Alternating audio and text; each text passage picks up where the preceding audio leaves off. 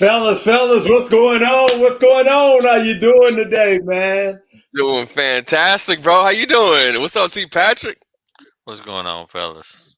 Man, welcome back to the conversation. It seems like it's been forever since we got together, man. What's been happening with you, fellas? I missed you, man. I missed our conversations. I do too. Me and you talked about it. All those 5 Thursdays threw us off and just busy and all that. So I missed it. I missed the conversations, the topics, everything. And I enjoyed the last podcast we had because we were just talking. Nothing was really That's it. scripted, drawn out, just straight talk. It was fun. Missed it. That's it. Man, today we're gonna have an awesome conversation and we're gonna talk about the slap butt. And we got some guests that's gonna join us. So if you're just now joining us with Manhood Moments, hey, we're here every first and third Thursday at 7 o'clock on whatever social media platform that you're joining us on. So at 7:30, we're gonna have some guests that's gonna join us. But until that time, man, I just want to catch up. I want to see what's been happening. T. Patrick, what's going on, man? Man, you know what? I just got my car back after 2 months. I bought it, drove it for what did I drive it for? A whole whopping 4 days before it started acting a donkey, and I had to take it in. Come to find out, it was a recall. I think they was just holding out because they was just trying to stall. But anyway, you know what I mean. It took them a while, but they got around to it. My car just it just had a little bit of an attitude or whatever. We had to get that out of there. Because I took it to have a license plate bracket put on for the front, and Uh-huh. then I noticed as after I did that, I'm getting ready to pull off, and the car throws itself in park, and then the back window rolls down. So I'm just like, okay, it must have been a fluke, right? We're gonna try this again. No, it does it again. You know what I mean? I'm like, wait a minute, something wrong here. So I looked it up, and it looked like it was a chip problem. They was having a hard time getting. Oh, And okay. then I went and bought myself a Greek jacket. You know what I mean? Phi Beta Sigma stand up. You know what I mean? Had to What's give that me a new mean? jacket. What? That was delayed a month. I'm like, I don't understand. Like, I was having trouble, but I was really patient. So they called me so I could go try on my jacket. I had to go and negotiate a little bit, and What you they get a couldn't get. custom made jacket or something? It wasn't off the rack. Yeah, well, come on now, man. He don't do off the rack no more. Come on, nah. Hey. Big HR man I know. get a No, custom fit. but we finally got it together. So I picked it up this weekend. So that's really but my whole time has been patience. And then lastly, I got to Washington D.C. and got me some of this what is it, Mamba sauce is what they call it. Capital Mamba? Yeah. Okay. Yeah, well, yeah, it's capital city, but it's Mamba sauce, and this supposed to go on everything like Okay. chicken and fries. I'm gonna try it out. Now I had some Harold's and with the mild sauce, and I had I don't know what happened. but I just know it wasn't all that mild. So you know what I mean. I'm gonna try this Mamba sauce now that I've been to our nation's capital. So So what does Cool. it taste like? I have no idea. I have not even opened it yet. Like I said, I'm still reeling from the. It looks too much like mild sauce for me right now. So Mhm. after I get over the trauma of what being Harold doing round and round, I'm gonna try it and see what it do. I'll let you know. Cool, cool. T Bird, you got a daughter getting ready to graduate from HBCU down in New Orleans. So, Yes, sir. man, you Excited excited? about that. Yeah, it's awesome because she'll graduate May 7th. My birthday May 8th. It's like a nice All little right. birthday present, but I'm happy, excited for her, and ready for her to see what her next steps are. So that, I mean, that's a lot of excitement. And then Mother's Day is also that next day, so get to see my mom and stuff like that because they'll drive down just for the graduation too. Okay. So yeah, so I mean, I'm excited about that, and then really just things are kind of getting back to some type of normalcy. I mean, I'm back to training jujitsu quite a bit. Okay. Um, Getting back into the flow of it. So back to training and then being able to just go outside. I mean, me and my son been playing basketball outside. My daughter was out Hmm. there drawing the other day. So we at least get to sit outside, get some vitamin D, feel good. And then, man, I've been rocking a new Robert Glasper, Black Music 3. He got a nice little Okay. album out. So there are various artists. And I just been listening to my music again. You know, reggae most of the time, but throw in some R&B. That's Yeah, it. That's it. but Do he it. got a daughter graduating college, right? So he Uh can't stop smiling because he know he got one more check to write, and then he done. huh. That's all right. I That's ain't even it. started yet, man. I ain't even looking forward to it. But no, I know. Looking at the smile on your face, I got something to look forward to. Yes, sir. Yes, sir. So, but you got one that's getting ready, that's driving now, T. Patrick. Well, trying to. We working on that. Yeah, we working on. That's why you're We working on your patience, right? Well, see, I have the patience for that. You understand? Like, and that's the only reason why I can do it. You know what I mean? Hmm. I've taught my cousins and that, and I'm just not one. Now I'm gonna tell you, I did channel my big brother Jesus, and I had to grab the wheel at least one time. But outside of that, I was pretty chill. We're gonna Cool, try it again cool. this weekend. Yeah, Sweet. that's man, that's what it's all about, man. We got them brothers from ABCU that's joining us tonight. We appreciate it. We got brother Kevin Pettis, KP, and brother Kevin Harris. Man, both of those are some really good Masonic brothers also. And so we're glad that they're joining us. Everybody that's joining us tonight. We do have two guests that's gonna join us at 7:30 tonight. We have Sean Braswell, who is going to join us. Sean is an actor, he's an author, he's also a man of God, and so he's going to join us at the table. And then we have Ryan Smith, who is the co-founder of ABCU and just an all-around good brother. And we're gonna have some conversation. We're gonna talk about that topic, right? We're gonna talk about that topic that everybody else has been talking about.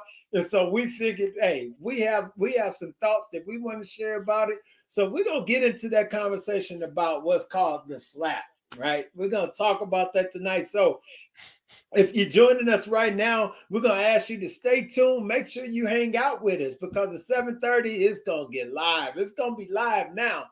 But when we get our brothers at the table and the five of us get to talking about that, I'm telling you, ain't no telling how it's gonna come about. So we appreciate you joining us today. You know, man, I've been thinking. One of the things is that I've been in transition, and so in transition, getting ready to make some major moves, my wife and I.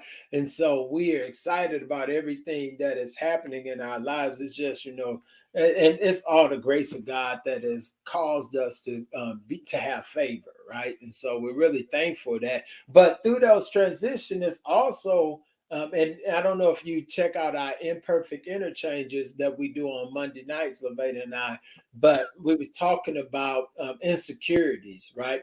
And just to kind of build a little bit of conversation here.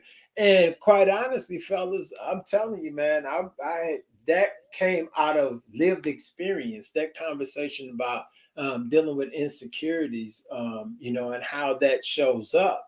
No, because when you're in the middle of transitioning, you deal with the fear of the unknown, you deal with sometimes the fear of failure, all these things that play a part. So I'm just asking my brothers because we talk, have you ever dealt with something similar to that?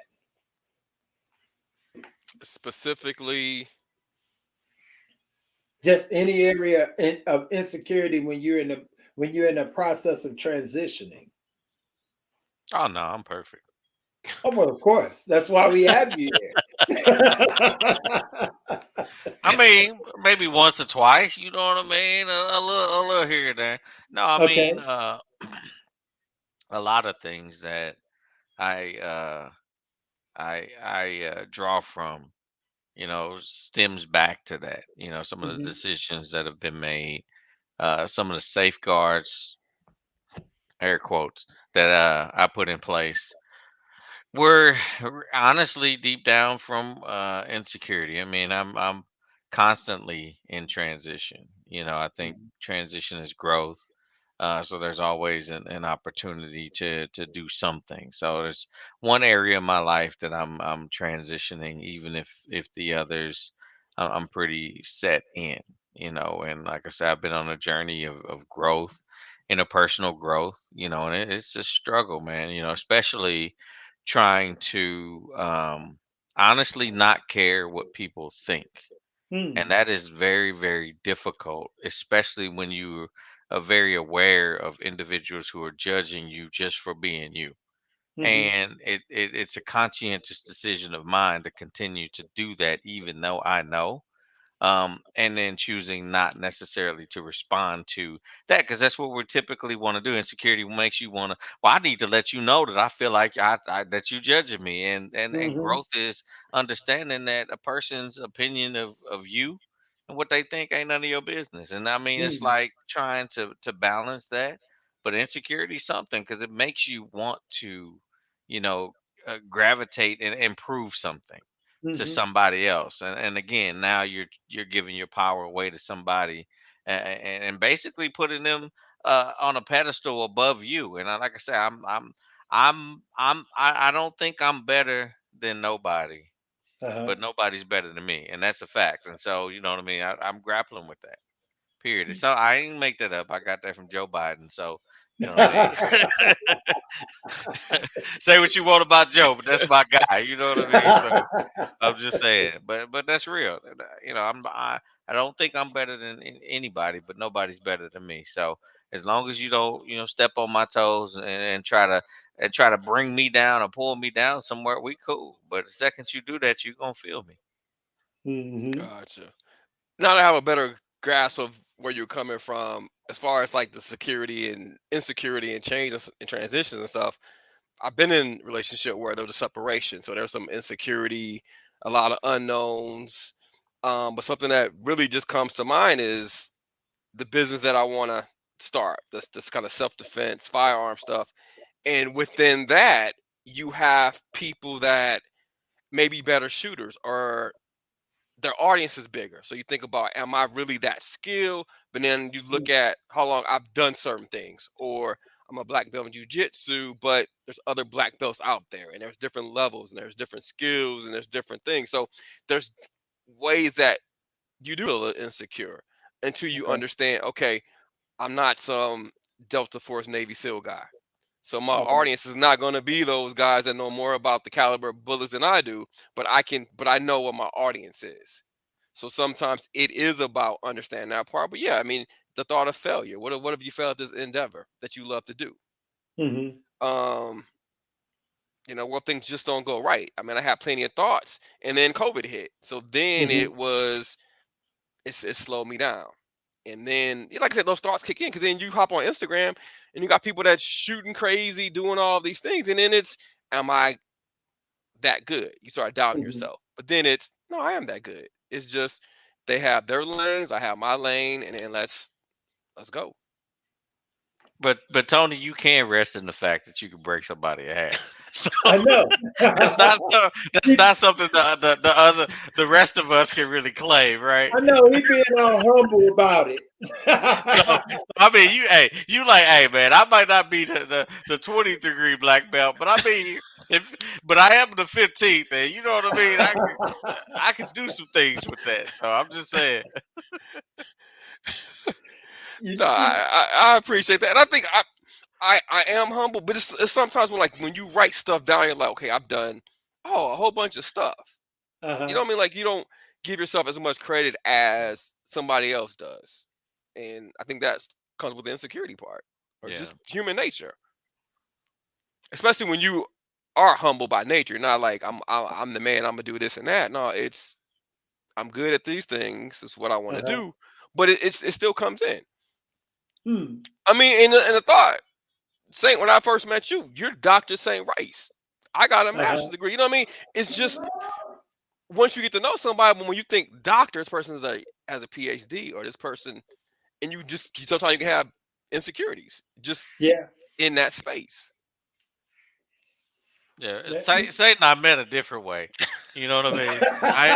I'm not even gonna go into that. He wasn't Doctor Rice at this time, but that doesn't mean that he was any less intimidating when I met him. Let's just put it that way. Saint commands the room. First time meeting him. Okay, okay, I see you, brother. But I you- get it. To work at Lindenwood, a position you had to be that way though. Mhm. And I think that is the space where I've had to settle in, and really come to an understanding where I felt as if, all right, I have to trust everything that God has deposited in me, everything we work for, things like that. And so, one of the things we talked about this past Monday, for those who, if you get a chance, go back and check out our imperfect interchanges. That conversation really, really is life changing. Right, because we talked about a lot of things, including imposter syndrome, and sometimes we don't think about that, how that imposter syndrome shows up, and it's an issue that is we're introduced to early on in our lives, and how we have to wrestle through those things, and so, man, I'm telling you, to me, and I'm still just meditating and thinking about that conversation that Loretta and I had on imperfect interchanges this past Monday, so, and how it was just revealed to me, because so many times that fear of the unknown, even and I think about Elijah, which is one of the individuals we looked at, and how with Elijah, he had just done this great, awesome feat. I mean, he had done the impossible through the power of God, and then all it took was one message, one word from somebody that was already defeated to shake the core of who he was as a man. To where the point where he doubted himself, he doubted God, he went on the run, he went into hiding, all this stuff, man. And so many times, it's that moment, right? We have this great success, or we have this unknown path that we got to go through that leads us into this space. And we want to say shout out to Bishop Dean, Damian Dean on here. We appreciate you joining us. He joined us in the conversation. And T Bird, I don't think you were in when we had that conversation, but we're gonna bring him back to the table again. Okay, And as I sweet deal. understand, we often don't brag about ourselves, but we have done great things, and that's true. So, man, I'm telling you. Yeah, and it's so easy to, and I'd say this to the people I mentor all the time, because apparently I've gained a couple more. I don't. They just told me I'm mentoring them, but like I say this all the time, like especially when we're looking at like trying to work through like job preparation or getting their resumes together. It's like you've done some things, and it's like, well, it's just so hard, and it's hard to pull that out. And I've had that myself, where it's been difficult, trying to tell the story of who I am and what I've done.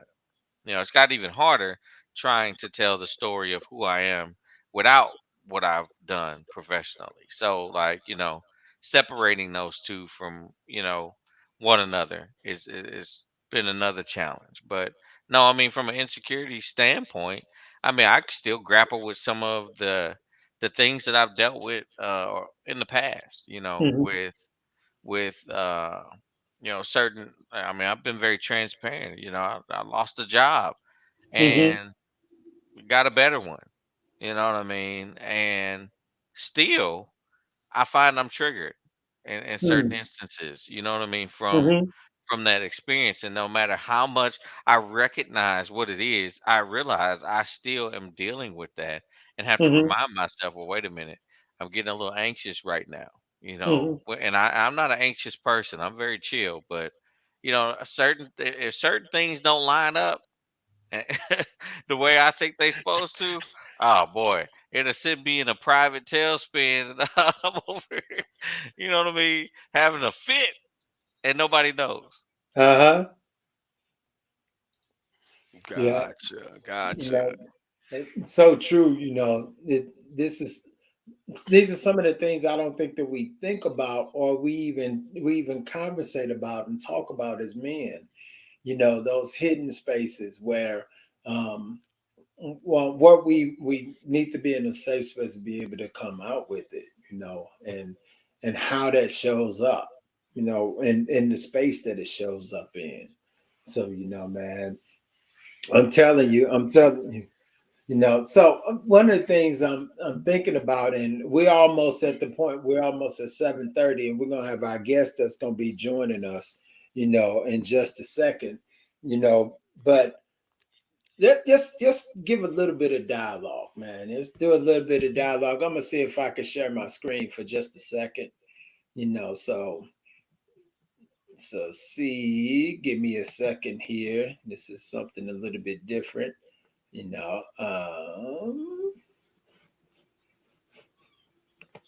I wanted to I wanted to share my screen here. It's not letting me. It's trying to be great here and do something a little bit different tonight, but don't seem to be letting me do what I want to do here. So I want to bring in just a video so we can have that point of reference. I'm sure everybody has seen it, but here we go.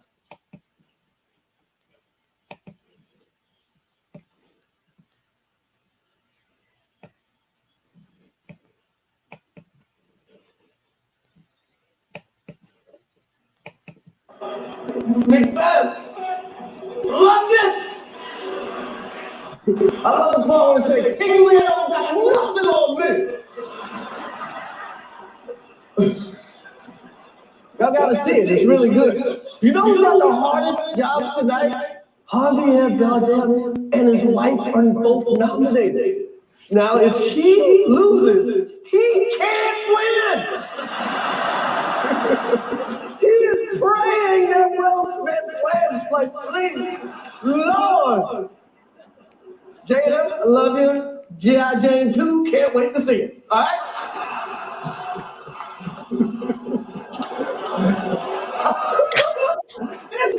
That was a nice one. Okay. I'm out here. Oh, Richard. Oh, wow. Wow. Will Smith just smacked the shit out of me.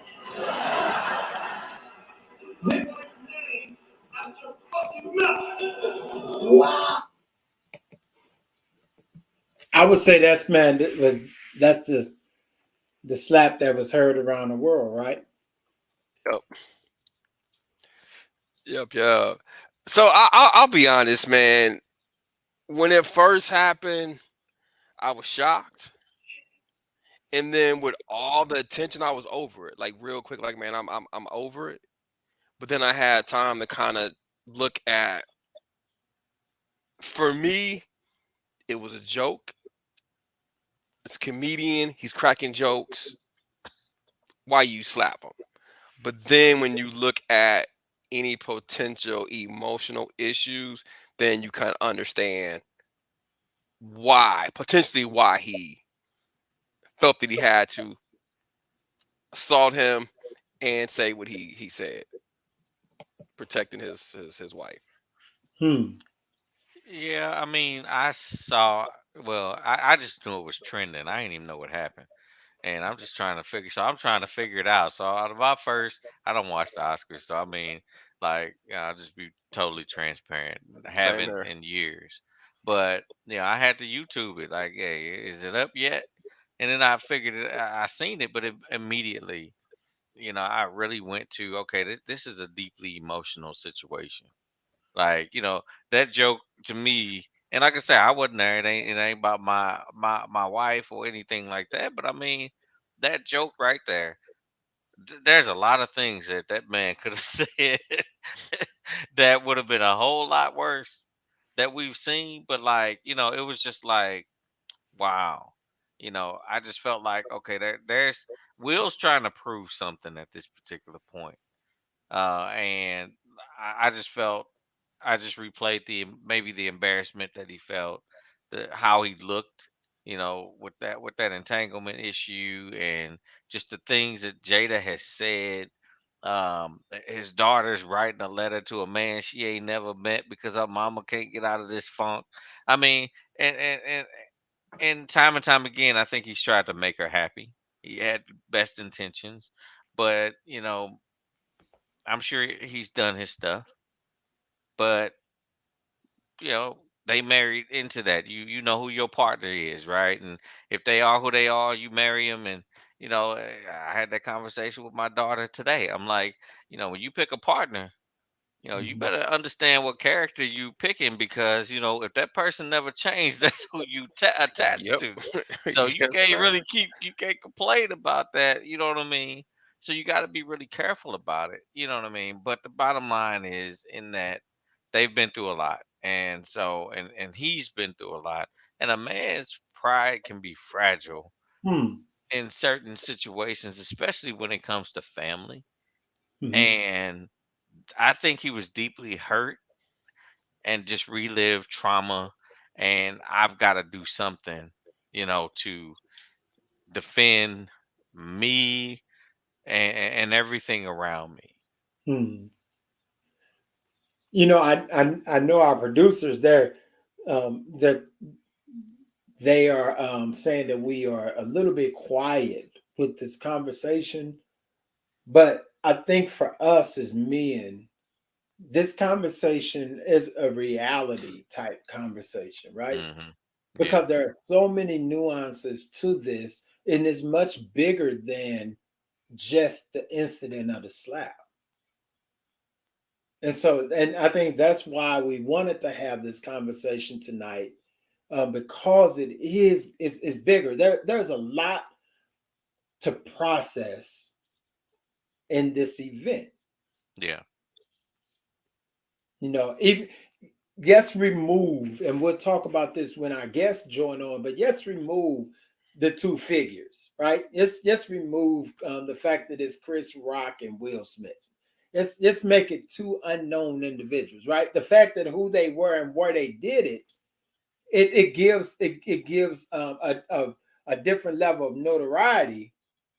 However, but just remove the fact that who they are and where it happened, and just look at the situation. And I think that's the flavor of this conversation that we're about to jump into with our guests as they come on, right? Because for us as men, when we see this, our perspectives is so varying, and and to me it is something, man. This is a conversation, a very necessary conversation. Hmm. So See, that's Yeah. almost where we kind of differ, though.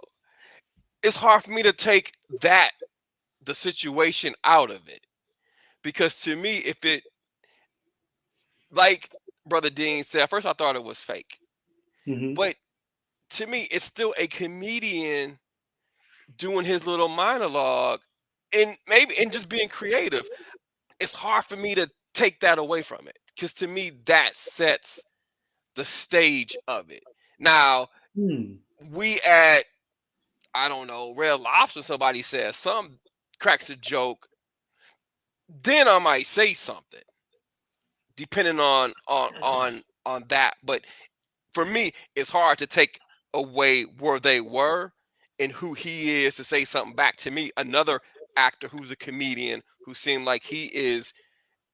I really wonder who is the true Will Smith though, because every time I see him, he's trying to make people laugh. Any talk show he's on. So is that who he is or not? So Mhm.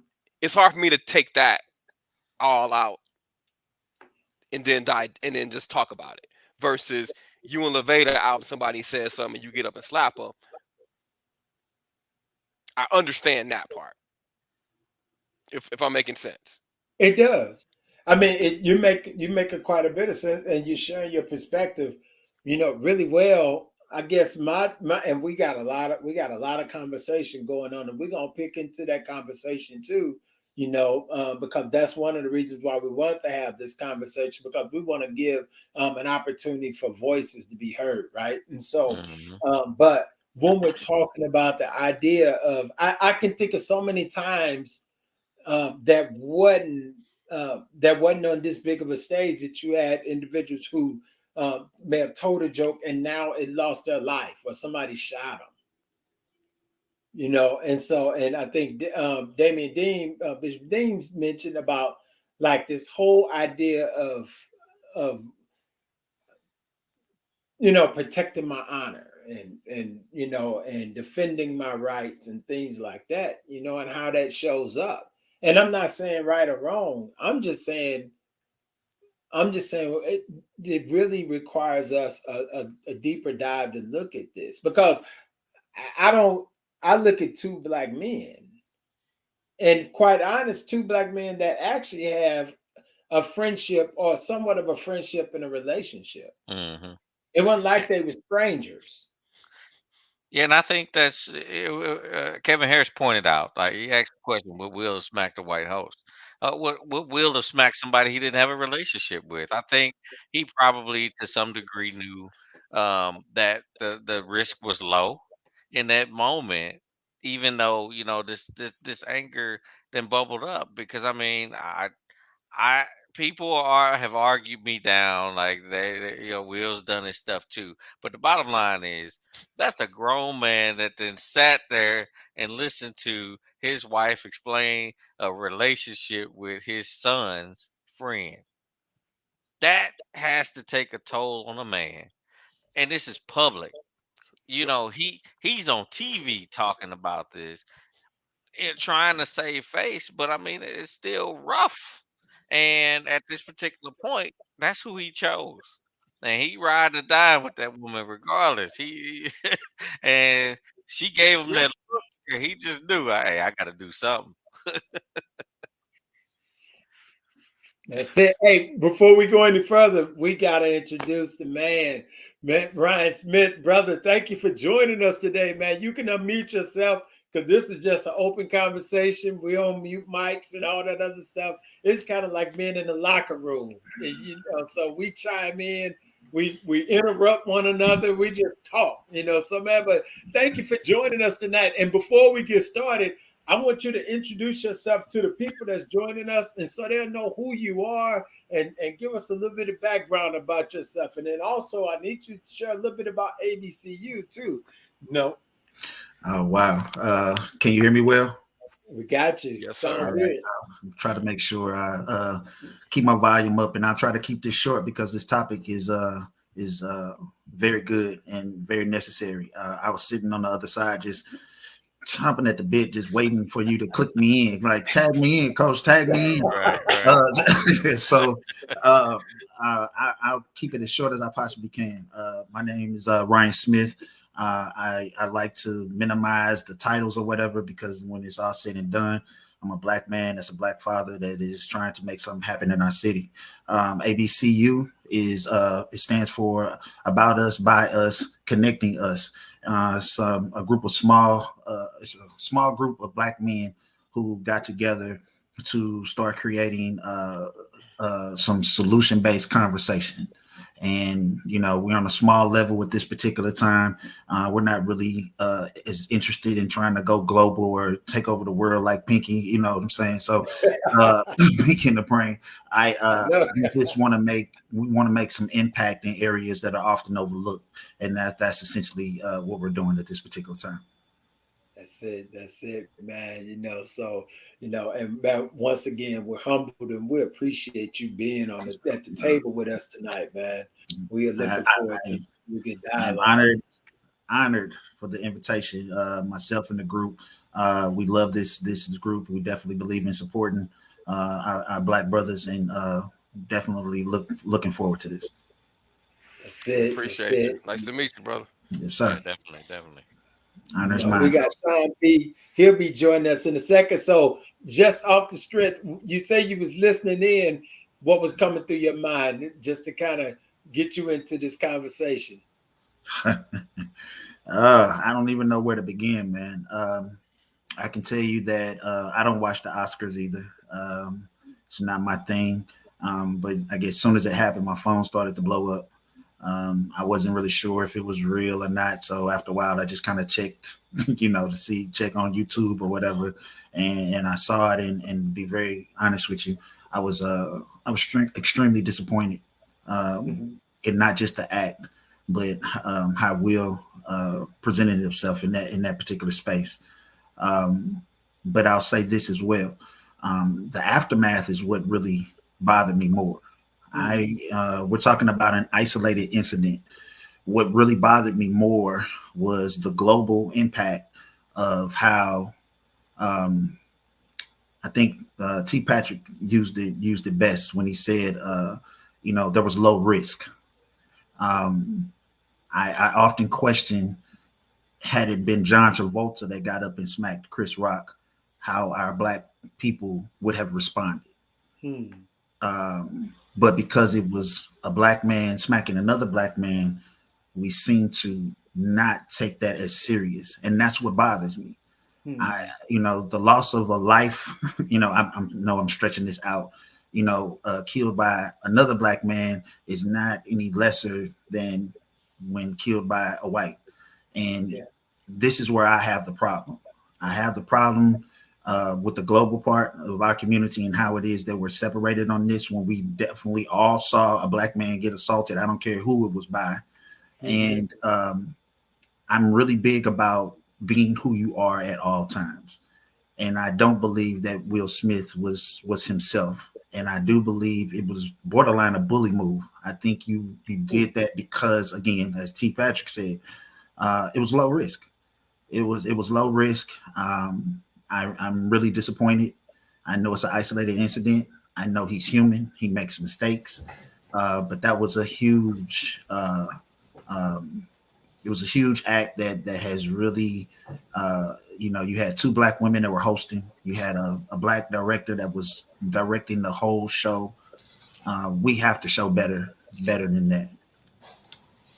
That's it, man. And we're gonna follow up with some of the things that you shared. But before we do that, we man happy to have Sean B joining us. Sean Brassfield, man, thank you for being a part of this conversation tonight. How you doing, bro? Get along quite nice, man. Glad to be invited to the panel. I watch other episodes here and there, and love what you guys do. Love what you guys are talking about. Man, you got to introduce yourself to the people so they'll know who you are, and tell them a little bit about you, what you do. Oh, well, my name is Sean B. Sean Brassfield. I'm a speaker, author, actor, and did several films. One of my last films was on Netflix for a while, and got a few other films that's coming out soon. Did a film with Tony Todd, and you may have known him in the early 90s horror movie as Candyman, and did several commercials. So I've been in and around the industry for a while now.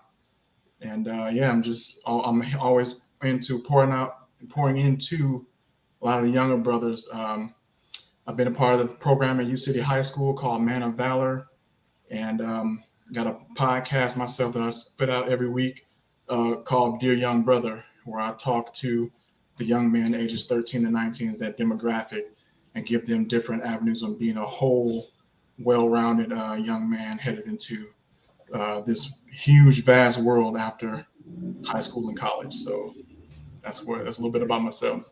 That's it, man. Thank you for joining us, man. We got our co-host T Bird and T Patrick, and then we got our other guest Ryan Smith that's sitting at this table also, man. And so we're looking forward to a really good conversation. I want to share my screen. I'm gonna just go back for just a second, real quick, and just kind of share.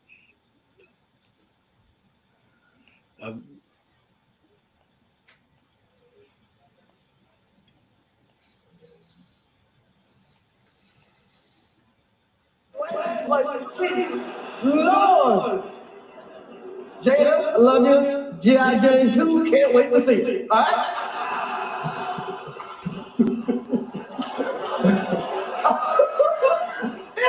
That was a nice one. Okay.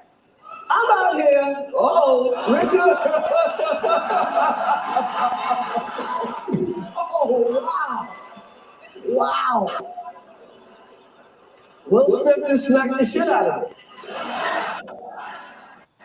Nick. Out your fucking mouth. Wow, dude. It was a G.I. Jane joke. My wife's name out your. So, one of the things that Ryan touched on, and I want to start this conversation off, is the fact that you got two black men. Just remove the names, and just look at the fact that those are two black men. And I think for me, similar to Ron, what you were saying, and brothers, you all chime in. I'm just really short thought here. That's what I saw. I saw the assault of one black man on another black man, and even bigger than that, the fact that they were familiar. They knew each other. They might not have been like the best of friends, but they knew each other. And for me, that was my first. That was the first challenge that I had with this whole situation. What's your thoughts, man? And this is an open dialogue. Years ago, there was a cartoon called The Boondocks, and they had this episode where they highlighted a term they call a nigger moment. And what a nigger moment was when you have one person of color and another person of color, and in between those two people of color, there was an issue that triggered a nigger moment and exploded into some act of violence of some sort on both parts.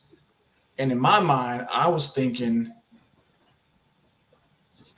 thankfully, Chris Rock did not respond and create a nigger moment on national television, because that would have spawned and made it look like, in the eyes of white America, I told you those black folks ain't nothing but savages. And what happened is, it happened between two that they would deem the safe ones. So now you got Chris Rock, who, yeah, he's one of the safe ones, one of the good ones. He's cool. Then you got Will Smith. He's the king of the good ones. And he tripped up. Wait a minute. In that point, no one's safe in their eyes. And myself being, even though I'm not a notable name or face or figure in the industry, I'm in the industry and have been around it for several years now. So I understand, by and large, that industry is about image. And we understand both men, for the better part of their careers, have maintained a really good, crisp image until that moment. And like you said, sir, you were like, hey, you just saw two black men. Like you said, minus the names, none of that. We see two black men, highly profile black men. And I ain't gonna say one tripped up, one was triggered. And one didn't respond, thankfully, didn't create a nigga moment on national television because it could have went the wrong way. Oh yeah. I'm one to believe that had somebody like Dwayne Johnson or Wesley Snipes would have been in Chris Rock's shoes, it likely would have been a nigga moment on TV. But I also don't think that Will would have approached the stage had it been anybody but Chris Rock. So, like you said, sir, there was a level of familiarity there. They may not be the best of friends, but hey, Will knew from my vantage point, he knew who he could step to versus he could not step to. And so that's my part on that. And I don't think he was defending Jada's honor or whatever have you. She wasn't in any immediate threat or danger of losing her life or health. And for my little nickel's worth, you got millions of dollars. If you don't want your head to be the butt of jokes, you need to find some good lace front wigs and creators or whatever have you if you're that sensitive about it. But I think that was bigger than just a joke. That triggered something in Will Smith. And so as black men, where else could we be if I walk up to you and slapped you and immediately turn my back and walk away? Yeah.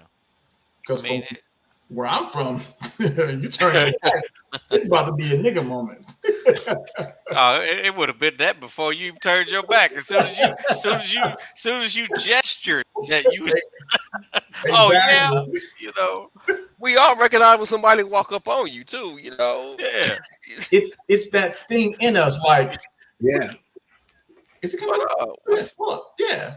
Like that inner street guy, because we all from those pockets of the hood where it's like, if a brother approach you, I don't care how familiar or not familiar you are, you're not just gonna approach me and I got defensive automatically. This is just in us.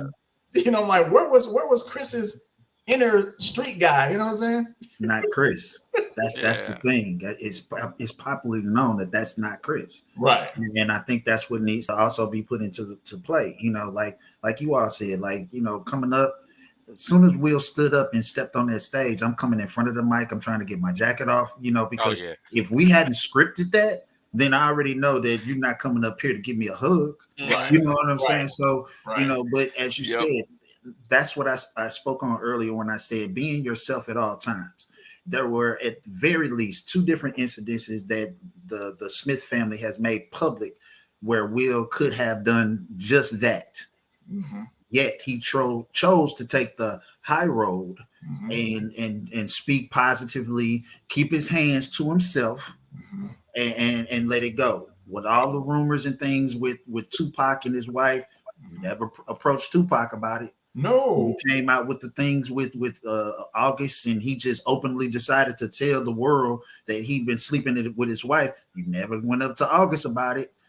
So you've had these opportunities to show, because if he had have done that in those 2, if he had have done it in one of those incidences, then he's capable of it. Yep. Right. But the fact that you've chosen this over something this small, that only shows 2 things to me.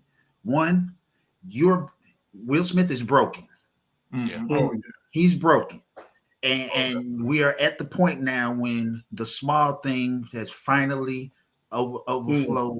Right. Overflowed the emotions. And I think the biggest thing was Pop was maybe could have been possibly around Chris Rock's size.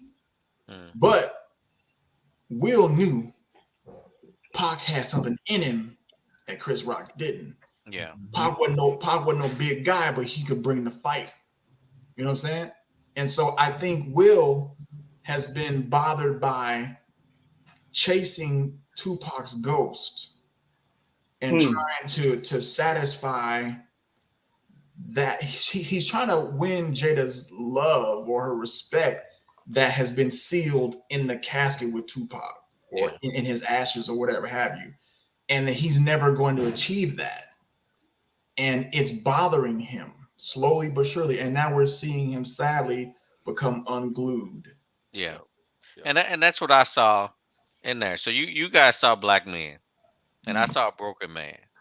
Mm, Taking okay. taking an opportunity to deal with situations that he didn't deal with, because everything that has been said about Tupac and August, he ain't gonna he ain't that's not Will. Even if he had that fight back in West Philadelphia, right?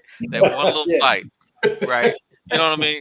That was back then, right? Now he's a whole totally different guy, but Right. he's broken.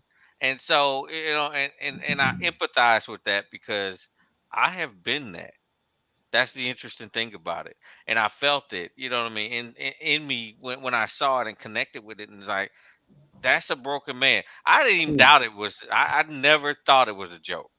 I hadn't even seen it, and I was just trying to figure it out. But when I saw it, I was like, no, that wasn't a joke. It was immediately that he's dealing with these issues that had been building up for so long. Because I shared a video with the group earlier where he talks about for her 37th birthday, he put together this party to make her happy, Yep. Right. and she told him that was your ego. Ego. And I Right. think that's what he's been getting in mm, that why he's trying to win this woman over from someone else. Because I heard that she didn't want to get married to him, and he kind of Right. pressured her into it and all of that. But the You know, bottom line is he been chasing, trying to win this woman for I don't know however long they've been together, and it's just not working. And I don't there's that is devastating to a man to love a woman who just don't love you back. Like and, that's and and, being and, one who, I'm sorry, go ahead. and I was gonna say, and I don't even know if he knows how to walk away. No. And I'm one, I've been one who I have his book. I have his book. I read it. I didn't read the physical. I got the physical book, but I listened to the audio version because it was him narrating it. Because I wanted to hear his inflections and everything. And like you said, he said that. And she was like, this is your ego on display. And she didn't want to get married. She does not view marriage in the traditional sense because no one in her family really embodied that traditional sense of marriage. So she didn't want to get married. Then I started looking at the timeline.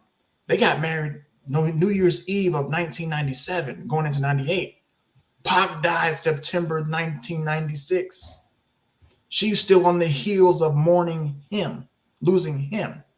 And then she was like, she was at one point in their marriage a few years back, and she was crying for like 42 plus some odd days straight. And I'm like, she's also broken. And if she has not or refused to deal with whatever that issue is broken in her, she didn't want to get married to begin with. So that told me she only got married because she was pregnant with their son.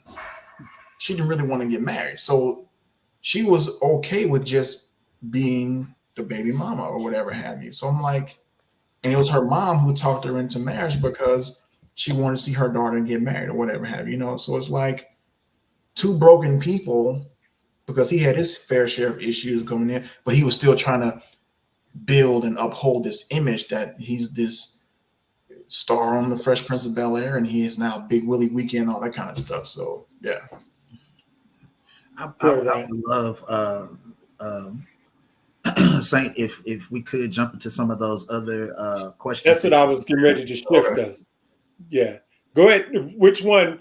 Because we got a couple things. Which one? The protector, Saint. That All one right. I really would love to have a discussion about. All right. And so to set the context, what we're looking at, the idea of protector and what that means, right? And so we're going to shift the conversation. I know we've been talking specifically about them, but I want to look at the themes related to to the events and not necessarily them. So when we're talking about the idea of a protector and that being the reason why the act was done, because it's the idea that it was protected. What does that mean to you when you think about the idea of a protector as a Black man? And Jump in, Ryan, Ryan? jump in. I was actually just gonna let somebody else. I haven't heard much from Tony, so I wanted to, Tony wanted to jump out there. Gotcha. And let me throw out there straight up. I know there was a comment about somebody mentioned about Rock did a show in North Carolina, went in on Will Smith. Honestly, I'm not into all that celebrity stuff, so I don't know a whole bunch of like real deep stuff on any of those guys. So I love just being able to talk about an issue or a broken man, things like that. So let me just throw that out there. But as far as being a protector, I look at being a protector in various ways. It could Mhm, be financially, it could be physically and emotionally. Kid mhm, go off to college, hey, here's my credit card. I don't want you jacking up your credit. So I'm being a protector as far as their long term financial gains and credit. It could be as simple as I'm gonna put salt down on the ice outside somebody fall. So you're protecting them that way. And then mental health wise, you're checking on your people, seeing if they're okay. Hey, did you have a mhm, bad day at school? Talking about bullying, whatever it could be. So I look at protector is it's checking on the well being of your loved ones. That's how I view it. And just for example, as far as like taking care of your kids, my son had a camping event 2 weeks ago, and okay. he's in sixth grade, slept in the same tent as the eighth grader. And I was telling him, I know the dad, I know the son, but I wasn't 100% comfortable with you being in that tent. And so it's those type of things where I'm going to protect you as much as I can within whatever it could be. So it can be physically, mentally, financially, and on and on and on. So that's how I look at it as a protector. Not just I'm gonna stand up here and fight all your battles. No, I'm gonna give you the roadmap to be successful, and I'm gonna teach you those skills too to get somebody off you. Because we all grew up in certain areas where you got to get somebody off you, and we can Yeah. talk about Mhm, violence and all that, but you got to get them off you. Right. Uh, Even like Jonan, I remember my oldest brother was making fun of me when I was little and I cried. But it was suck it up and you got to come at him. You know what I mean? Like it's he's not gonna take the band-aid off because you're his little brother. He gonna keep coming at you. So it's learning to protect them that there may be some so-called bullying, but you got to get them off of you. I can't be there Right. with you all the time. So Right. that's That's kind of fact. how I look at being a protector. That's facts. That's facts. I don't know the origin of how people want say protecting your honor, but mhm, that's what I utilize. It's like honor is the umbrella, and everything that Tony just said falls underneath it. Right. You know, okay. because but here's where I guess I go with when I thought about protecting honor. I don't think a lot of people really understand what honor is or could be for them. When I think of honor, I'm not thinking about a name, something. We're not talking about kings and queens and all of that or whatever. Honor is based Mhm, upon how it is that you carry yourself, Yes. in my opinion. So to protect that, uh, as Tony said, is going to change based upon its need. mhm, Sometimes, as Tony was talking about with our children, sometimes we have to allow them to make that mistake and learn from it so that they can create their own honor. Hmm. When it comes to this particular incident, I fear that Will was so lost in that he laughed at first. He saw his wife not laugh. Now I have to respond, and he went completely the other way. Hmm. mhm, I don't see the honor in it, and then I will take it further again to our community. Again, I just can't help but be so disgusted that after that, this man stayed. And you stayed at the awards, the same awards that just dishonored your wife, and allowed it so that you can get an award from the same individuals that mhm. allowed Chris Rock to get up there and do what he did. Right. And you get up there, and on top of that, now we're applauding this man. Right. To me, it Yeah. was totally disrespectful to black men. Well, I say, and I agree when we get to this, but I posed the question and not to deviate from the topic, right? But how do you protect the honor when you are in a state where you've chosen somebody who you can't protect? How do you Mm, protect somebody who don't want your protection? And that's pretty much where I think he's at, and that's why he went off the rails acting. I'm not excusing anything that happened. Mhm. I'm just saying, you know, I don't know what to do, but I know I got to do something, and I got to survey the room to see what I can do that ain't gonna get me killed in the process of trying to protect something. So it was a little bit of selfishness in that, where Oh, he protecting his image and his pride and his personal perspective from there. But that's my question. How do you protect something that really rejects your protection? And well, what does that do to you as a man when we're innately built to try to protect? I think the biggest thing, because I looked at this thing from different angles, and even to hear like Tiffany Haddish's post Oscar interview and her take on it, going back to how we're talking about protecting, because she was like, "What I saw tonight, I saw a man protecting his wife. You know, she need to break him off tonight. Blah blah." And it's like all I heard was a broken woman, you know, talking about, and perpetuating this broken thing. Yeah, protect, honor. No, there's no protection in that at all. So it's like you said, how are you gonna protect somebody who doesn't want your protection, and someone who clearly like doesn't want you in that space in her heart to protect. Because I look at, take for example, Barack and Michelle Obama. To me, it was like if Obama was in that situation, he may have addressed it at his Oscar speech and had a pivotal high class moment where he may have, said, you know what, right now, there was a joke said earlier concerning my wife's hair. Her hair is a crowning glory, but due to a certain issue, she doesn't have her hair. But still, as she's once said, when they go low, we go high.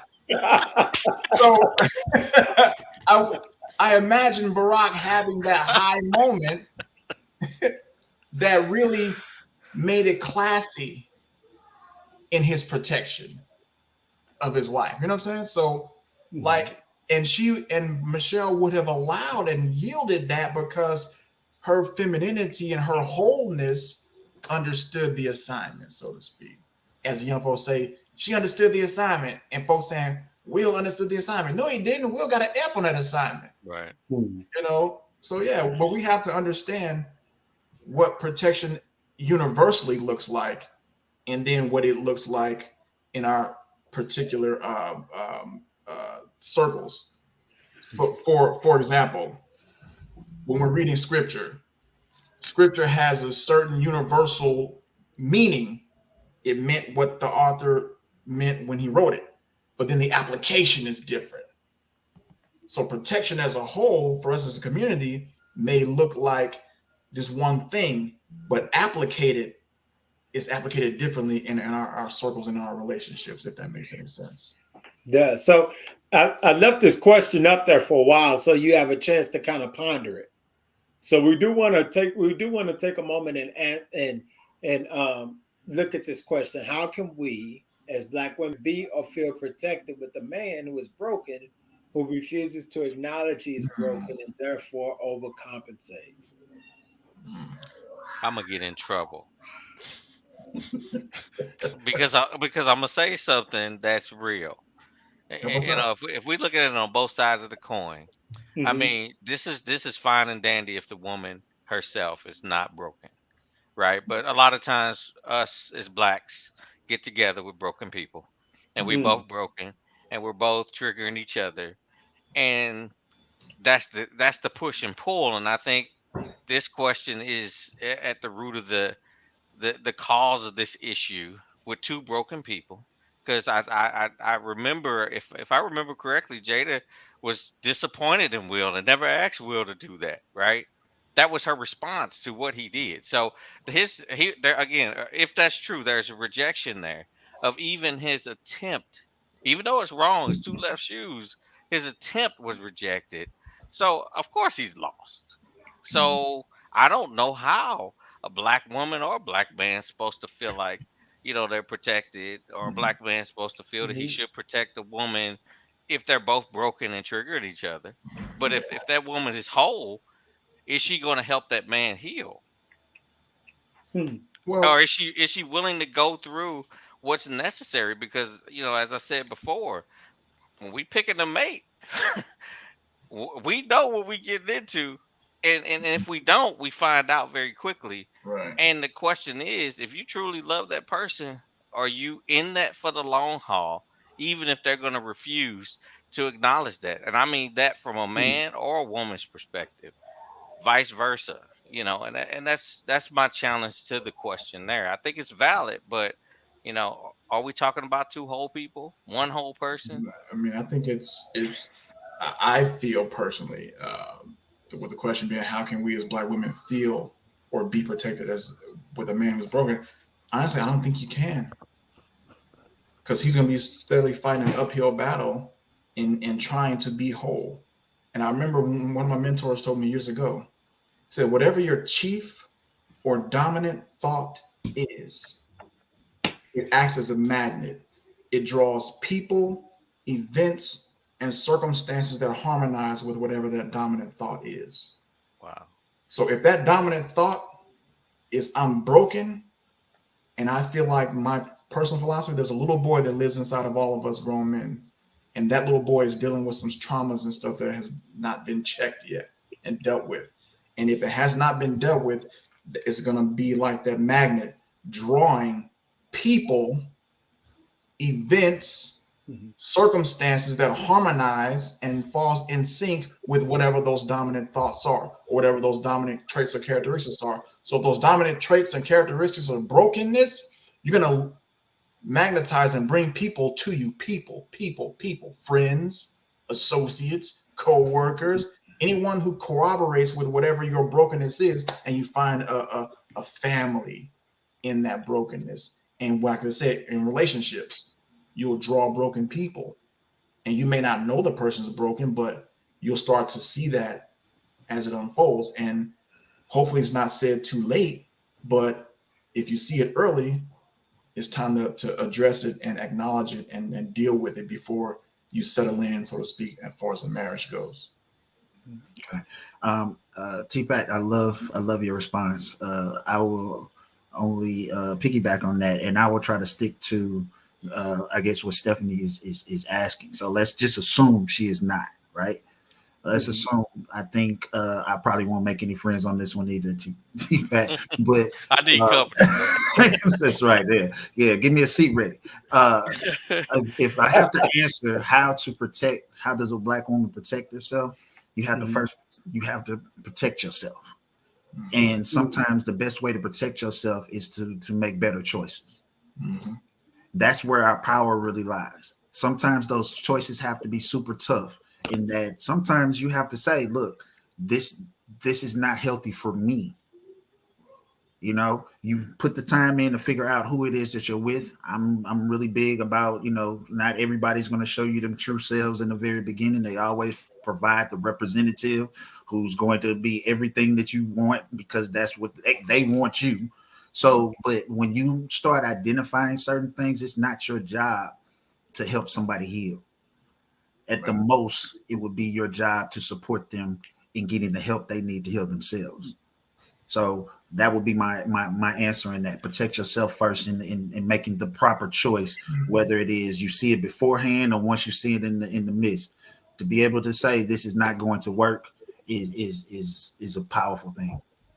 You Yeah, know, I agree with you guys, because I think if that person is broken, it's going to come out in some way, whether it's anger, whether it's being detached, being present but not present. So I don't think, and I'll keep it brief, I don't think that they can if they are broken, and Right. they'll have to work through that to re-engage. I don't think they can.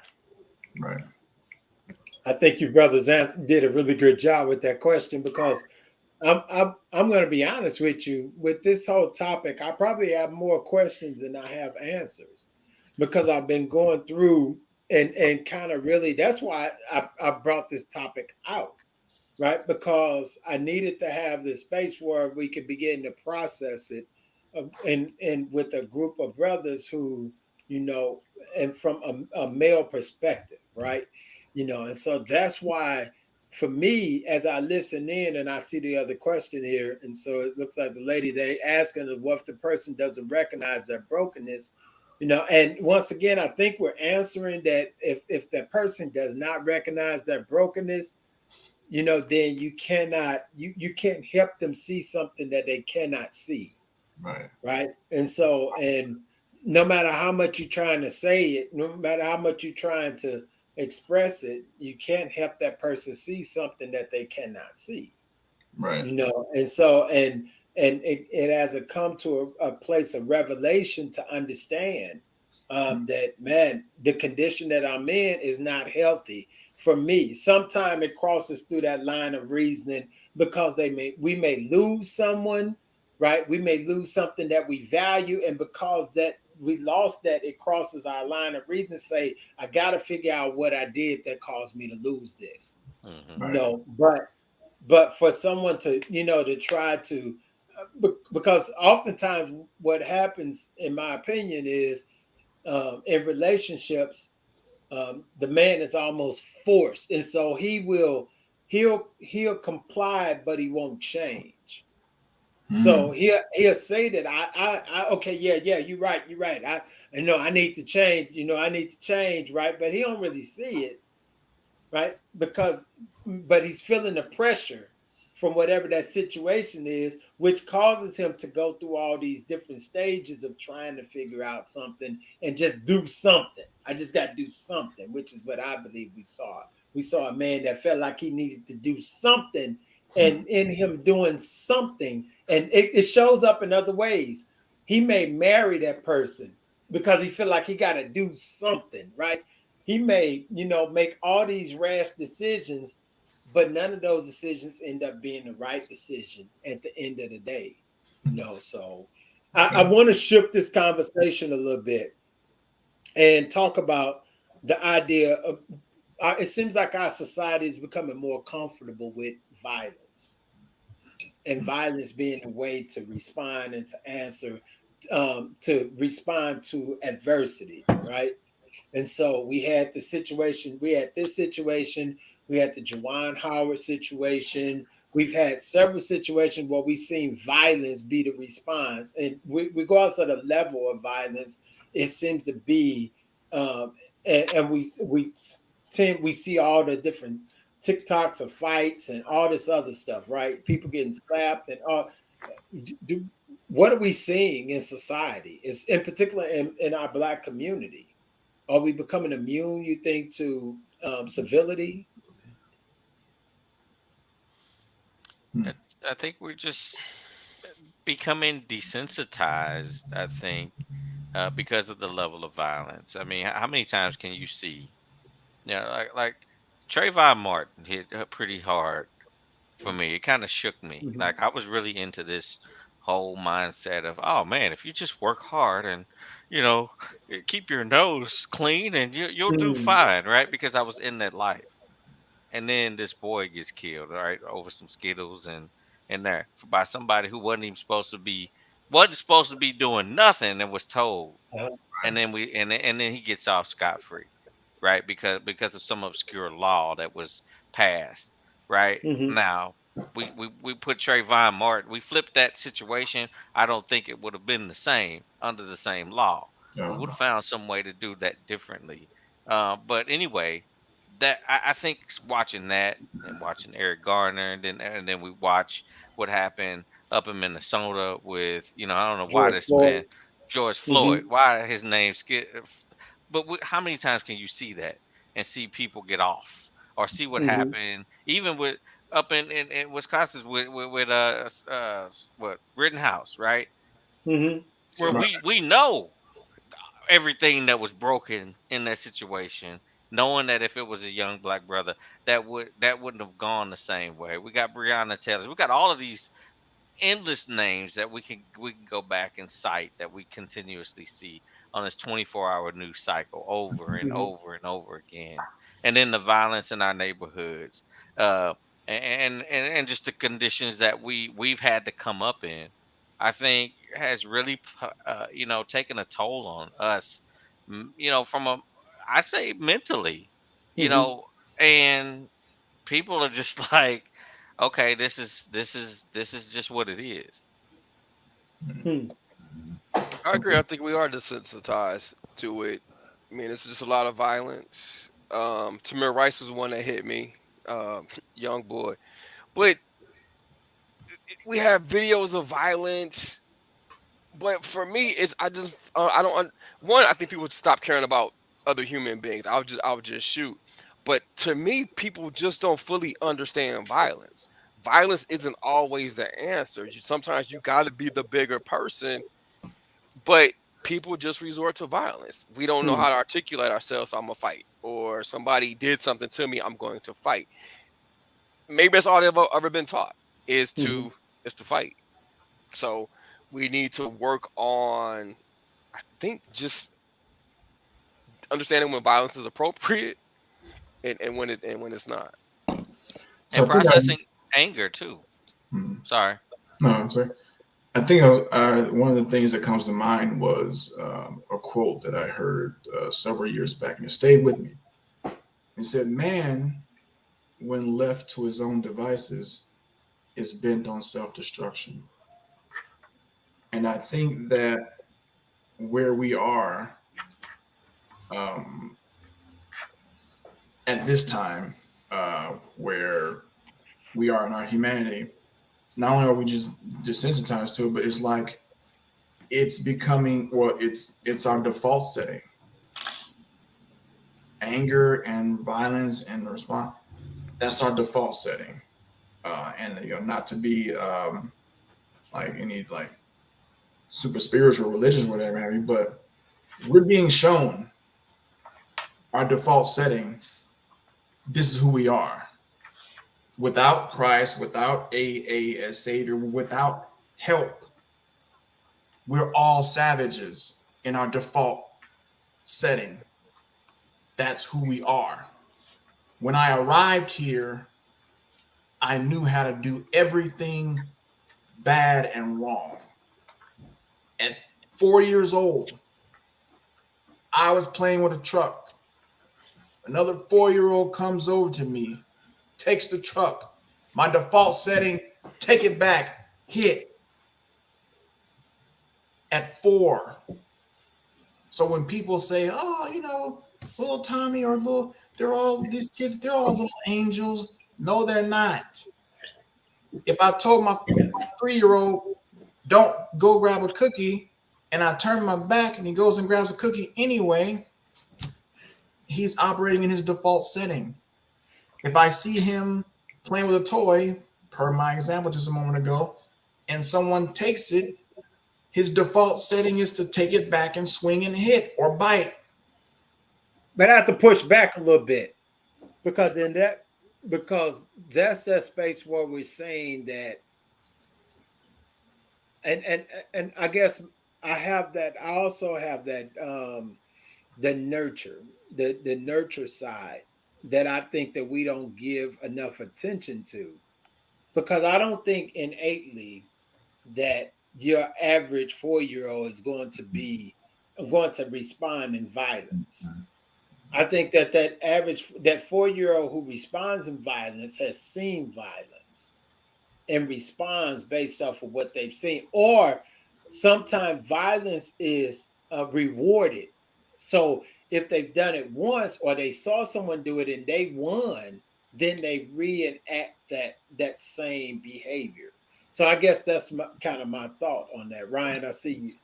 Yes, sir. I was just going to jump in and say the exact same thing. I don't believe it is a default. I do believe that it is a nurture thing. When you think about how boys and girls are raised, when a girl falls and she scrapes her knee, we pick her up, put her on her knee, and say, "Oh, baby, tell me what's wrong." We're conditioning her to be able to identify what her emotions are, her feelings are, and be able to verbalize them. When our boys fall, we don't pick them up and put them on our knee. We tell them, "Get up, stop crying like a girl." We we egg on the physicality. Suppress your feelings, respond by lashing out. That's how our boys are typically taught. And when it comes to like what we've been talking about, there are two things that kind of stand out to me, and that's uh, one is what I just said. That's how we raise our boys, and then two, our people have began to believe the hype. Everyone believes black people to be high on the food chain when it comes to physicality as well as violence, Mhm. and we have since just accepted that and started to act it out. Um, I heard, taking, being the bigger man or whatever. I'm not really big on that phrase either. I think I was Shannon Sharp that said something that I heard that I've been feeling that this is, if I gotta keep being the bigger man, I need to stop hanging around small people. Hmm. You know, I remember hearing that. Yeah, yeah, yeah, yeah. So when it comes to us, we have to learn that there's more to what our communities offer and stop glorifying. Just like when you showed that video again, I'm done looking at violence with us. I'm done. I don't want that in my spirit. I try my best to limit what it is that I allow because I don't want to be entertained. I stopped watching hood movies, you know what I'm saying? Those types of things because we have to start uplifting something else because when we start promoting something else, stop looking at the news. The news promotes violence amongst us. We have to be the ones to start setting our tone. Yeah, and I want I'm to going to be honest piggyback real with quick. Because I got you. Go thought ahead. just along the lines of like the pushback. I'm sure y'all are all laughing. When we were younger, your best friend would be like, "Man, I'm about to get into a fight. If he getting the best of me, break it up or jump in." We all had to. We all went through that.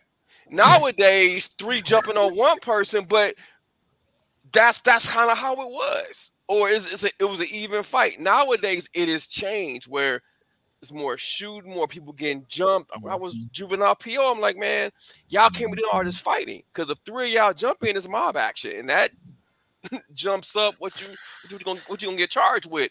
So, but I think it was a shift. It used to be that one-on-one stuff, and nowadays it's not. So there's been a shift in that in violence. Hey, I find a way. This is a powerful moment because I find a way to quote my father at this very moment, right? And he say the problem is that most of them scared and the other was glad of it, right? And that's why we have so many shootings, right? Because it's individuals who they can't fight, they haven't learned to fight, and so like I literally was driving down one of the streets yesterday on the way to I don't know where I was going, but I'm in the city. Yeah, this boy got on shorts. Okay, it was a little nice out there, but he's stuffing an AR-15 in his shorts to go in a beauty shop.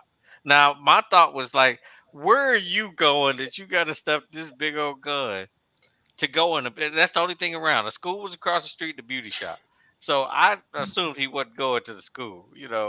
Hopefully, I didn't see that on the news. But I mean, I'm just sitting there like, why is it? First of all, why the gun so big? And would you be able to handle it if you had to use it? How many bullets you gonna waste? Just that. And so I just felt that was the right moment to make that quote. Is that there's a lot of fear and a lot of things to your point, Tony. That yeah, we all gonna jump you because we barely can fight. So we got to make sure you don't lose. You, you know, I'm and very intentional. I believe the Lord is very intentional when He lays individuals on my mind and on my heart to invite to this table, other than our regular hosts. And so, when we think about each of us are working with men at some stage of their life, right? We're all of us have a call to work with men, young men, middle age, seasoned men, some stage of their life. So as we think about this idea, and I'm going back to, I think Ryan, you brought it up. We think about the idea of having an impact to change the mindset from what we're seeing, where this appearance, what Sean was taking us with the nature of a man and dealing with those challenges from a violent standpoint, right? How do we uh, how do we work with our brothers to get them to see the impact of how violence, the nurturing of violence, is really injuring our community? My immediate response would be exposure. When we're raising our children, being able to physically show them different things goes very far. Right. To show that the world is not just 3 blocks long, to be Right. able to see different things in are done in different ways by people who look just like you. To be able to surround them with individuals who can speak positively Mhm. and still look cool. You know, we have to be able to expand their minds, and in doing so, what you will have is an individual who can dream beyond what they can see. Right. Mhm. I really do believe that at some point our community is going to have to start addressing these news channels and stop promoting the violence. Right. It's turning to entertainment. I think funny. My mother said to me once why she didn't like to watch like Tyler Perry movies and things of that nature, and I was just like, it's just a movie. But what she told me was that as black people, we have a responsibility, and that responsibility should be to reach as many as we can to change for the better. Uh, and I've actually adopted that philosophy over the last probably 10 years or so. So uh, exposure would be my short answer. Right. And I totally agree. Mhm. As a chain link to that, I was gonna definitely agree with that because in the like the Apostle Paul says, let me show you a more excellent way. Mhm. And by showing you a more excellent way is exposing you. Like you said, your your potential is greater than the stretch of blocks that you grew up in. But Mhm. if I could pluck up that flower and replant it in a different type of soil, then that flower will understand, hey, there's a different kind of soil that I can still grow in. Because all soil is not the same, all dirt is not the same. So it's like if I could plant you in a different environment to show you not just your potential, but help you show that that potential is can be realized. Because everybody has potential, but there's people in the cemetery that still have had potential, but that potential was never aimed or put in a place where it can be exposed to greater. Mhm. Yeah, and I appreciate those responses because one of the things we try to do is we try to provide those solution, ideas for solution. When we're looking at having an impact on our community as Black men, and for real, the only way that we're going to be able to respond or be able to really change the dynamics on what we have seen in this incident, the slap or whatever the case is if we're very intentional about our acts, going forward and how we show up in our community. I know we're going a little bit over, and I already told our producers that we're going to take just a little bit longer tonight. Normally we would end about 8:30, but I got one more topic I really want to throw out and on the table because I know individuals are going to listen to this. They might not be on it currently, but they're going to listen, and we have a pretty big audience that follows us. So the other question that I want to ask is that the future impact of actions. So when I was with the agency, one of the things we used to say is if it sounds good now, will it sound good later? Right. And the impact of that, of how we have to think about what I do in this moment, the long term return I'm going to get on that. And so we see now that at that moment, it might have seemed like that was the right thing to do, but now we're seeing the fallout, right? We're seeing this, and we're seeing a loss, right? It could be a career, life changing, long term loss. And so we had a conversation, just the three of us, me, T. Patrick, and T. Bird, about the impact in social emotional maturity or emotional maturity. What's your thoughts? When we think about when we talk about the impact of our actions. I think it's one of those things. One of the things I heard one of my mentors say years ago was he said that, you know, practice the art of making decisions. And I never quite wrapped my mental arms around that at the time. Like, what do you mean Hmm. the art of making decisions? Hmm. And the more I pondered that, I really believe that the Lord has been like continuing to give me a more illumination of it, like the sun rising. That Hmm. you make decisions, there's an art to it, and the Hmm. art to it is weighing the decision. How will this affect me? Will this just affect me? The decision that we make alter our lives and the people around us. There was a motivational speaker by the name of Dennis Waitley. He once said, "Our decisions cause either our rewards or our consequences. You are responsible for the decisions that you make, and your ultimate success depends upon those choices that you make." Hmm. So the art of decision making is weighing it out. My decision to do this or do that will not just affect me, regardless of how I think or feel.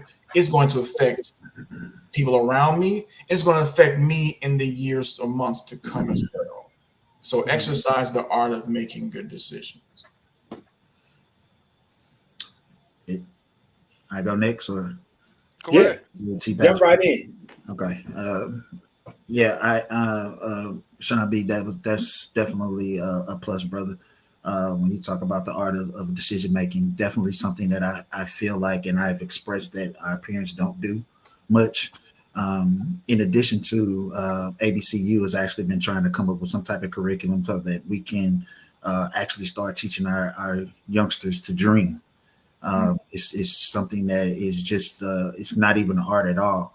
It's just something that I think people just assume just everybody knows how to do, and that's not true. Right. Just like people don't all know how to make decisions. Hmm. Decisions need to be reviewed, and it's not just the bad ones. You have to talk about the good ones as well. You have to Hmm. discuss, how did you come to this decision? What did you think was going to happen? And the biggest problem that I feel, well, I shouldn't say the biggest because we got a lot of problems as Black people, but the one that I feel like impacts us most when it comes to decision making is that we have lost how to think long term, Hmm. especially as Black men. I know growing up where I did, Goodfellow in the Natural Bridge area, at the time frame when I was growing up, the life expectancy for a Black man, a Black boy growing up in a single parent household at that time was like 21. Uh, Hmm. I think now, last time I checked, it might be 17. So 17, yeah.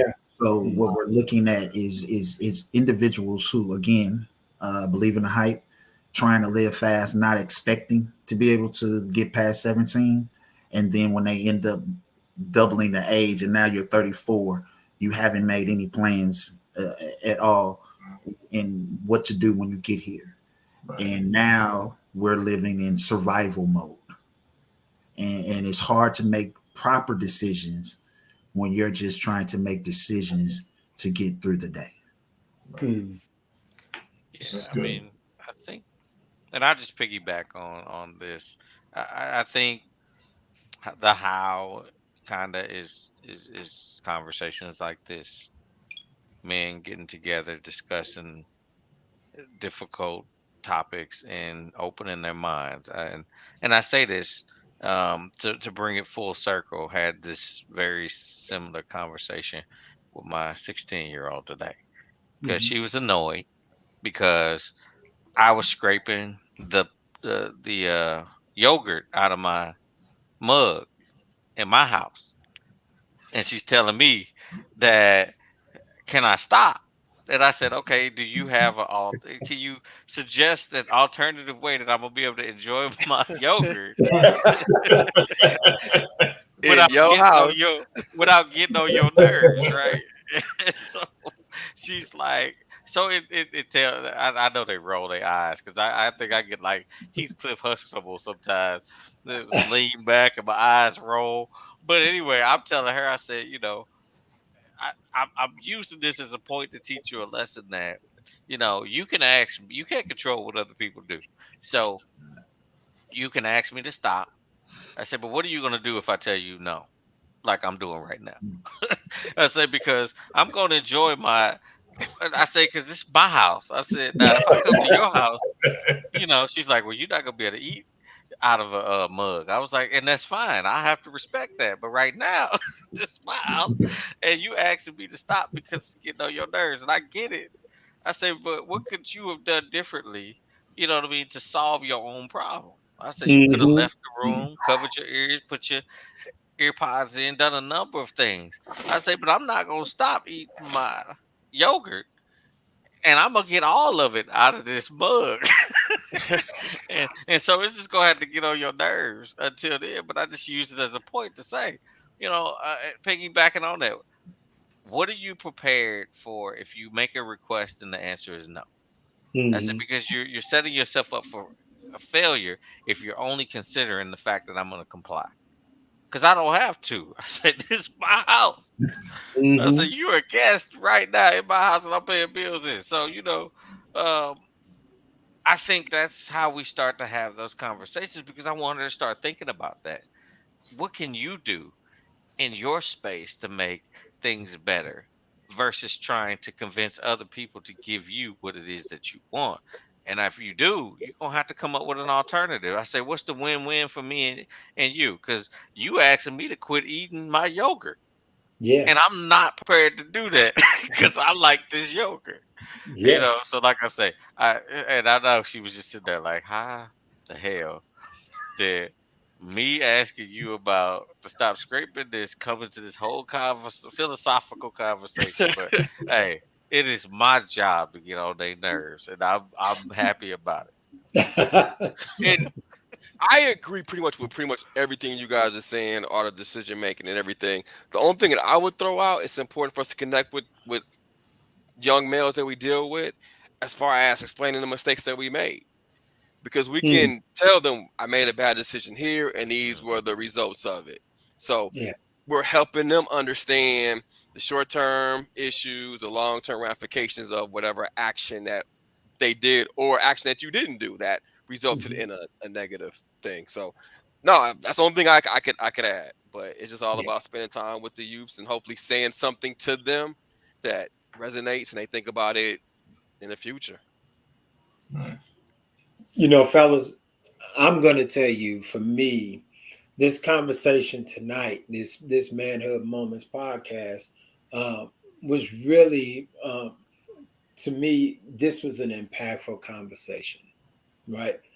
You had five men who took the time to actually think through a situation that is so hype and everybody's talking about, right? And this is the space where I think that we gain strength. I believe in iron sharpens iron. And it may not come with the same kind of emotions that society is looking for, because society is looking for this emotional hyping, right? They're looking for somebody that's going to be full of drama. But real men, in my opinion, when they sit down and talk, and you think about like your grandfathers and those older seasoned men, when they're talking, they're very intentional about their conversation. They're very thoughtful, and it don't come with a whole lot of animation, right? But it comes with a lot of wisdom. It comes with a lot of knowledge. It comes with a lot of thought behind how my words land and how they impact. And I feel like that's what we got tonight, man. I feel like we shifted this conversation from talking about Hollywood to now where we talking about some real issues and starting to crack open, that space that's going to lead to some other critical conversations. And that's what we got to be in our communities. Right. So I am thankful for you taking out the time to be with us. As always, we do final thoughts on manhood moments. So we ask that each of our guests and then our hosts, we give our final thoughts on what's your takeaway, what you get from the conversation, what's that nugget of wisdom, that word of knowledge that you want to share as your final thought. And so I'm gonna start with Sean B. We're gonna ask you, man, give us that final thought. What do you want the people to remember as they think about this conversation? Dr. King once made a rather tragic statement where he said, "It pains some people to think." And my final thought is, as a young brother, as an experienced brother, as a seasoned brother, wherever you fall on the spectrum, don't be afraid to think. Don't let it be a laborious, a laborful thing. Just think and practice the art of making good decisions. Man, thank you. We got to be able to think. I appreciate you joining us tonight, brother Ryan. Talk to us, man. What's that final thought? I have something that I continue to press upon me when I have the pleasure of being able to stand and talk before them. As a father, it's easy to say that providing food, shelter, and clothing is what matters, and they do. But in my opinion, there's something before that, and that's presence and effort. Mm. What my final thought and what I would love to impress upon people and what I really got out of this is that everything that we talked about that's going to require change for this situation uh, to not happen again uh, will require the effort of us all to be able to show up and show different and stop falling into the stereotypes that are expected of us. And I cannot thank you guys enough for the opportunity to be on here tonight. I'm a big fan. ABCU is a huge supporter of what you guys do, and really thank. That's it, man. And we appreciate you and the support. We look forward to talking with you virtually, man, because we know that you're gonna jump in and give us some food for thought. So, man, thank you so much. Yeah, T. Patrick, what's going on, my brother, man? Give us that thought.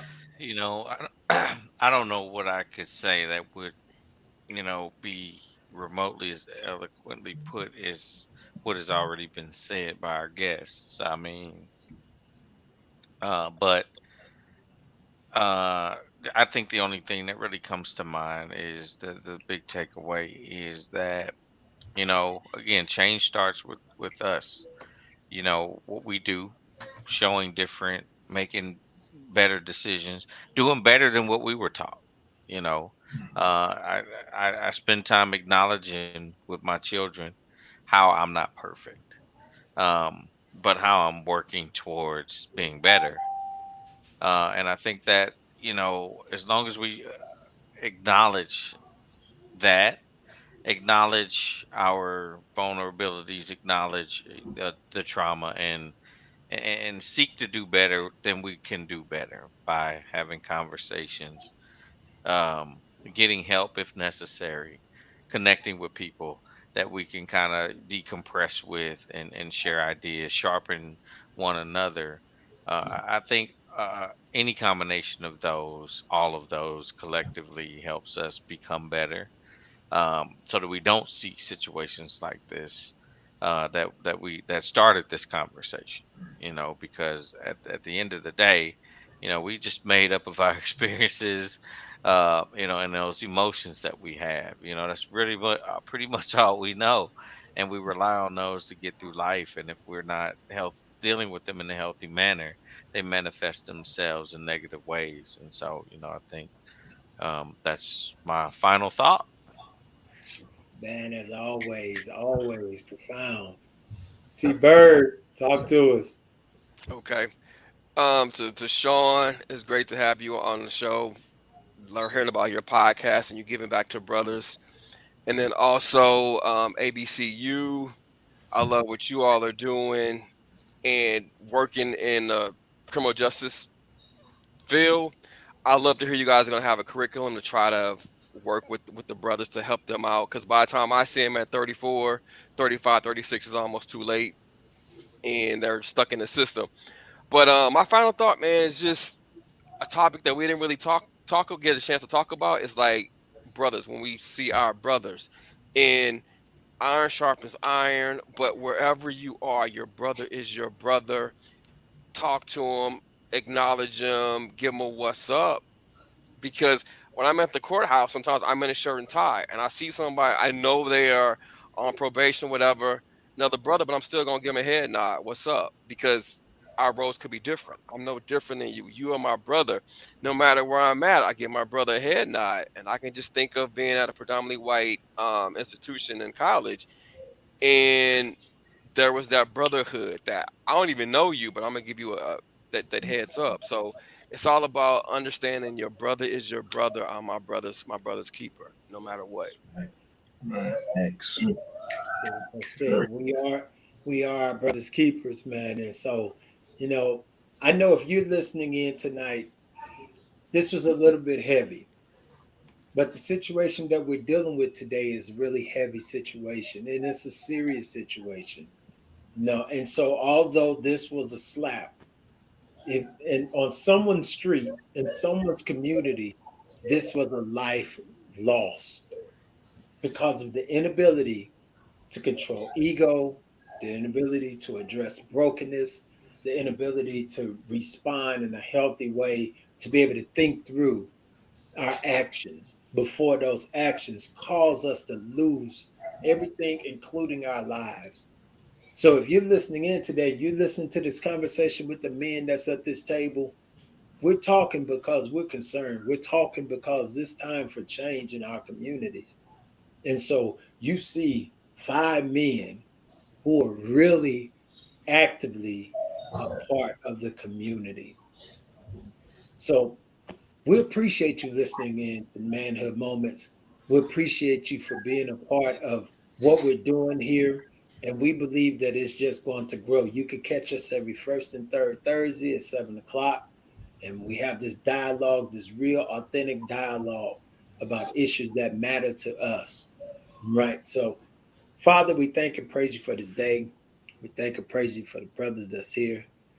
We ask that you remember those who are listening in, those who are dealing with whatever they're dealing with today.